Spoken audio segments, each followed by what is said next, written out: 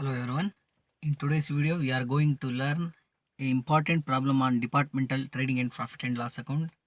Here we are going to prepare balance sheet also. Sure, it will ask for 15 marks in every examination.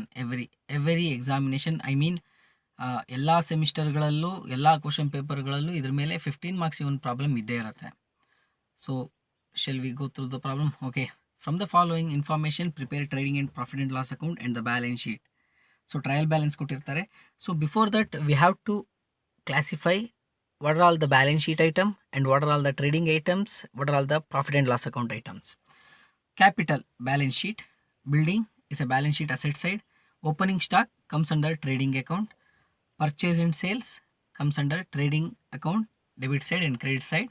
Salary, profit and loss account. Publicity expenses, profit and loss account. Rent, profit and loss account. Commission, profit and loss account. Commission debit side alide, so it's a expenses, right? Miscellaneous expenses, profit and loss account. Furniture is asset, sundry debtors is asset, bills receivable is asset, and creditors is asset. Discount credit side alide, it's a income, profit and loss account ಅಲ್ಲಿ ಬರಿತೀವಿ.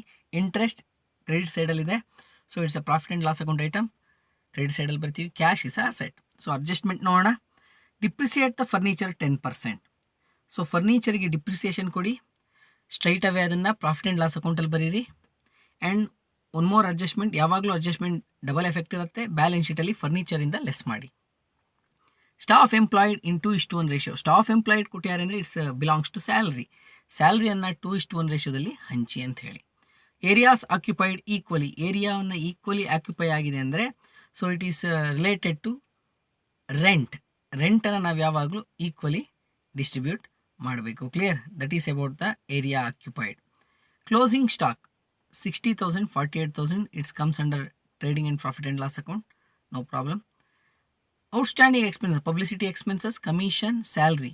So ಇವು ಮೂರು ಐಟಮನ್ನು concerned ಎಕ್ಸ್ಪೆನ್ಸಸ್ಸಿಗೆ outstanding ಅಂತೇಳಿ add ಮಾಡ್ತೀರಿ profit and loss ಅಕೌಂಟಲ್ಲಿ, and balance ಶೀಟಲ್ಲಿ ಕರೆಂಟ್ ಲಯಬಿಲಿಟಿಯಲ್ಲಿ ತೋರಿಸ್ತೀರಿ. ಸೊ ಪ್ರಾಬ್ಲಮನ್ನು ಮಾಡೋಣ. Departmental trading and profit and loss account. So opening stock ಬರಿತೀವಿ, ಗೊತ್ತಿದೆ ನಿಮಗೆ. ಬೈ ಸೇಲ್ಸ್ ಬರಿತೀವಿ, ಟು ಪರ್ಚೇಸ್ ಬರಿತೀವಿ, ಆ್ಯಂಡ್ ಬೈ ಕ್ಲೋಸಿಂಗ್ ಸ್ಟಾಕ್ ಬರಿತೀವಿ. ಬಿಫೋರ್ ದಟ್ ಪರ್ಚೇಸ್ನ ರೇಷಿಯೋ ಬೇಕು ನಮಗೆ, ಆ್ಯಂಡ್ ಸೇಲ್ಸ್ನ ರೇಷಿಯೋ ಬೇಕು. ಪರ್ಚೇಸ್ ರೇಷಿಯೋ ಬಂದು 2:1 and sales ratio is also 2:1. So ಅದು ನಿಮ್ಗೆ ಕ್ಯಾಲ್ಕುಲೇಟ್ ಮಾಡೋಕ್ಕೆ ಬರುತ್ತೆ.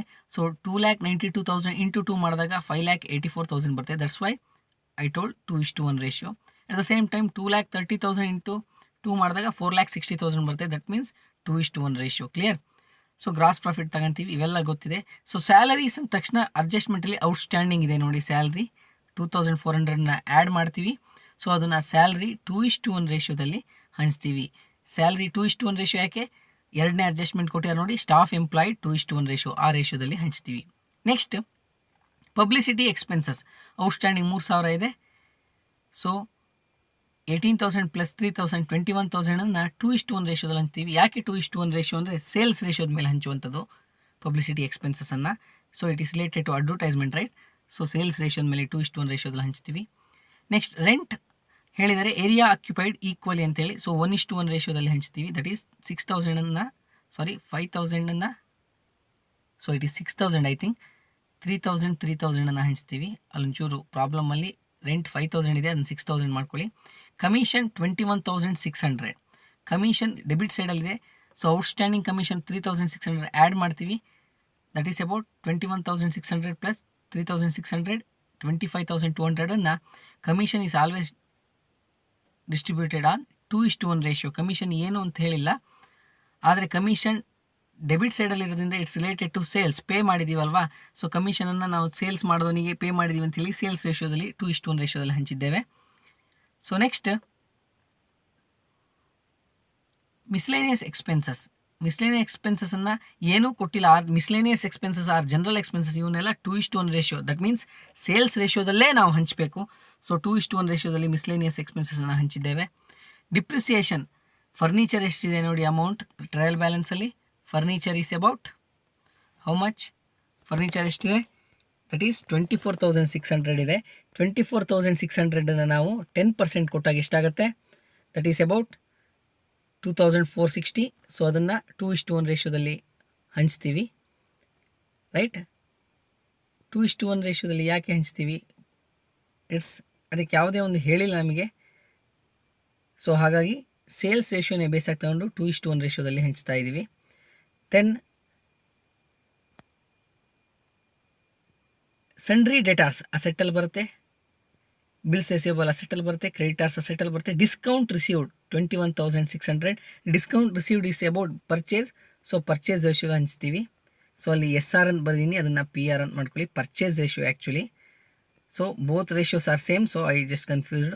ಡಿಸ್ಕೌಂಟ್ ರಿಸೀವ್ಡ್ ಯಾವ ರೇಷಿಯೋದಲ್ಲಿ? ಪರ್ಚೇಸ್ ರೇಷಿಯೋದಲ್ಲಿ. ನೆನಪಿರಲಿ, discount ratio is under purchase ratio. ಇಲ್ಲಿ ಪರ್ಚೇಸ್ ರೇಷಿಯೋ ಮತ್ತು ಸೇಲ್ಸ್ ರೇಷಿಯೋ ಎರಡೂ ಒಂದೇ ರೀತಿ ಇದೆ. ನೆಕ್ಸ್ಟ್ ಇಂಟ್ರೆಸ್ಟ್ 1,800 ಇದೆ, ಅದು ಕ್ರೆಡಿಟ್ ಸೈಡಲ್ಲಿದೆ. ಸೊ ಇದನ್ನು ಸಹ ನಾವು ಯಾವ ರೇಷಿಯೋದಲ್ಲಿ ಹಂಚಬೇಕು? ಸೇಲ್ಸ್ ರೇಷಿಯೋದಲ್ಲೇ ಹಂಚಬೇಕು, ಅಥವಾ ಈಕ್ವಲ್ ಆಗಿ ಹಂಚಿದ್ರು ತೊಂದರೆ ಇಲ್ಲ. ಸೊ 2:1 ರೇಷಿಯೋದಲ್ಲಿ ಹಂಚಿದ್ದೀವಿ. ಸೊ ಯಾವ ಐಟಮಿಗೆ ಒಂದು ಬೇಸಿಸ್ ಗೊತ್ತಾಗಲ್ವೋ ಅದನ್ನೆಲ್ಲವೂ ಸೇಲ್ಸ್ ರೇಷಿಯೋದ ಮೇಲೆ ಹಂಚ್ಬೋದು. So next cash is asset item. So ಎಲ್ಲ ಐಟಮನ್ನು ಕನ್ಸಿಡರ್ ಮಾಡಿದ್ದೇವೆ. ಡಿಪಾರ್ಟ್ಮೆಂಟ್ ಎಕ್ಸ್ನ ಟೋಟಲ್ ಮಾಡಿ, ಕ್ರೆಡಿಟ್ ಸೈಡ್ ಜಾಸ್ತಿ ಇದೆ. ಡಿಪಾರ್ಟ್ಮೆಂಟ್ ವೈಯನ್ನು ಟೋಟಲ್ ಮಾಡಿ, ಕ್ರೆಡಿಟ್ ಸೈಡ್ ಜಾಸ್ತಿ ಇದೆ. ಸೊ ನೆಟ್ ಪ್ರಾಫಿಟ್ ಬಂದು 35,360 ಆ್ಯಂಡ್ 37,180 ಬರುತ್ತೆ. So total it 72,540. So profit and loss ಅಕೌಂಟನ್ನು ಮುಗಿಸ್ತೀವಿ. ನೆಕ್ಸ್ಟ್ ಬ್ಯಾಲೆನ್ಸ್ ಶೀಟಿಗೆ ಹೋಗೋಣ. Balance sheet it's nothing but, so net ಪ್ರಾಫಿಟನ್ನು ನಾವೇನು ಮಾಡ್ತೀವಿ ಅಂದರೆ we just added through the ಕ್ಯಾಪಿಟಲಿಗೆ ಆ್ಯಡ್ ಮಾಡ್ತೀವಿ, ಸನ್ಡ್ರಿ ಕ್ರೆಡಿಟಾರ್ಸ್ ಬರಿತೀವಿ, ಮತ್ತು ಇರುವಂಥ ಈ 3 ಔಟ್ಸ್ಟ್ಯಾಂಡಿಂಗ್ ಎಕ್ಸ್ಪೆನ್ಸಸ್ ಯಾವುದಿದೆ, ಪಬ್ಲಿಸಿಟಿ ಎಕ್ಸ್ಪೆನ್ಸಸ್, ಕಮಿಷನ್, ಸ್ಯಾಲ್ರಿಯನ್ನು ಬರಿತೇವೆ. Then building as it is, ಏನು ಅಡ್ಜಸ್ಟ್ಮೆಂಟ್ ಇಲ್ಲ. ಸನ್ಡ್ರಿ ಡೆಟಾರ್ಸಿಗೆ ಅಡ್ಜಸ್ಟ್ಮೆಂಟ್ ಇಲ್ಲ, ಬರಿತೀವಿ.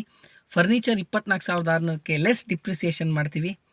Bills receivable, cash in hand, closing stock as usual ಬರಿತೀವಿ. ಸೊ ಬ್ಯಾಲೆನ್ಸ್ 2,03,140 ಬರುತ್ತೆ. ಸೊ ತುಂಬ ಈಸಿ ಇದೆ. ಈ ಪ್ರಾಬ್ಲಮಿನ ಆನ್ಸರ್ನ ಸೊಲ್ಯೂಷನ್ನ ಫೋಟೋವನ್ನು ಕಳಿಸ್ತೇನೆ, ನೋಡಿ. ಡೌಟ್ ಇದ್ದರೆ ಕೇಳಿ. ಕ್ಲಿಯರ್?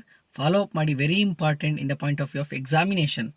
ಸೊ ಆಫ್ಲೈನ್ ಕ್ಲಾಸಲ್ಲಾದರೆ ತುಂಬ ಚೆನ್ನಾಗಿ ಹೇಳ್ಕೊಡ್ಬೋಯಿತ್ತು. We are not able to conduct the offline classes. So online ಕ್ಲಾಸಲ್ಲಿ ಆದಷ್ಟು ಪ್ರಯತ್ನಪಟ್ಟು ಟ್ರೈ ಮಾಡ್ತಾಯಿದ್ದೀವಿ ಹೇಳ್ಕೊಡೋಕ್ಕೆ.